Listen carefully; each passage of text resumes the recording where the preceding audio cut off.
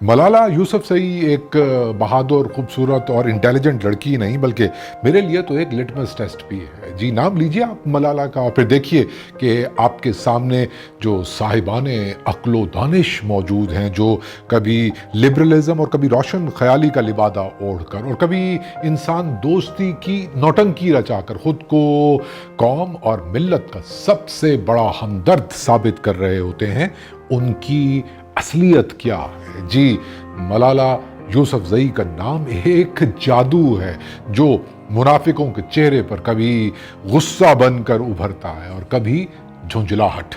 موقع چاہیے ان لوگوں کو یہ ثابت کرنے کا کہ ملالہ کو تو ویسٹ پرموٹ کر رہا ہے صرف اس لیے کہ پاکستان اور پاکستانیت کے عظیم امیج کو مسخ کر سکے۔ جی، انتظار میں ہوتا ہے یہ یوتھیایا ہوا ٹولہ کہ ملالہ کوئی بیان دے اور یہ سب لوگ مل کر اس بیان کی سرکاری تشریح کریں۔ اور اب یہ بیچارے انگاروں پر لوٹ رہے ہیں کہ ملالہ نے شادی کے مقدس بندھن کے بارے میں مروجہ سوچ سے مختلف بیان دے کر یہ ثابت کر دیا کہ وہ مغرب کے اسی ایجنڈے پر کام کر رہی ہے جسے پاکستان میں عورت مارچ کے نام سے جانا جاتا ہے۔ جی، بقول ان کے عورت مارچ کی فحاشائیں جو پاکستان کی معصوم اور پاکیزہ لڑکیوں کے دلوں میں نکاح سے بیزاری پیدا کر رہی ہیں۔ جی، ملالہ دشمن جتھا ایک مرتبہ پھر غصے میں ہے، منہ سے جھاگ اڑا رہا ہے اور یہ پوچھ رہا ہے کہ آپ کو اور کیا ثبوت چاہیے ملالہ کی بے راہ روی کا۔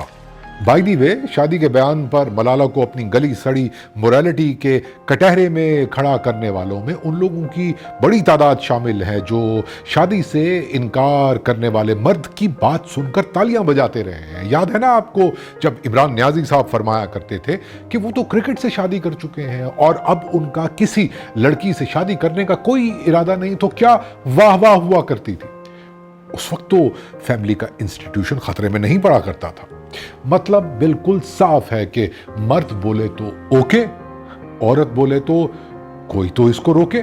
مگر میرے خیال میں تو ملالہ یوسفزئی نے ایک مرتبہ پھر ثابت کر دیا کہ وہ اپنی جنریشن کی طرح فکری طور پر ایوالو کر رہی ہیں۔ وہ سماج، خاندان اور رشتوں سے جڑے اس فرسودہ پن کو سمجھنا چاہ رہی ہیں جو عورت اور مرد کو ان کے سوشل رولز کا قیدی بنا دیتا ہے۔ وہ سمجھنا چاہ رہی ہیں بندھنوں کے اس روایتی کانٹریکٹ کو جو عورت کو مفتوح اور مرد کو فاتح بنا دیتا ہے۔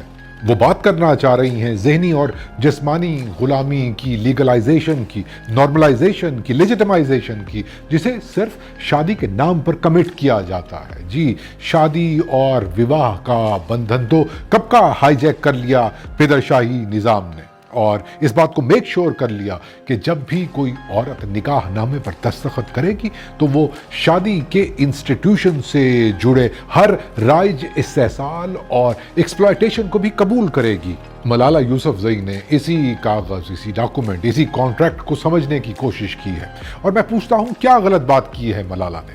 کیا ترقی پسند معاشروں کے اندر جمہوریت، ریاست، سماج اور خاندان جیسے انسٹیٹیوشن ایوالو نہیں کر رہے؟ کیا وہاں پر ان اداروں سے جڑی ایکسپلائٹیشنز کو ختم کرنے کی کوشش نہیں کی جا رہی؟ جی، کی جا رہی ہے، اور طریقہ، سلیقہ، انداز صرف ایک ہے: سوال، بات چیت، مکالمہ، ڈسکورس۔ اور میرے خیال میں تو ملالہ نے پاکستان میں ایک تازہ ڈسکورس کو جنم دیا ہے، ہمیں اس بات کی ہمت دی ہے کہ ہم اپنے گلے سڑے سماج اور خاندان کے روایتی اداروں کو ارتقاء کی جانب لے کر جائیں اور شادی اور نکاح کے بندھن سے جڑے استحصال کو ختم کریں۔ اور اگر ملالہ ایسا کرنا چاہتی ہیں تو میں ملالہ کے ساتھ ہوں۔ جی، میں ملالہ کے ساتھ ہوں۔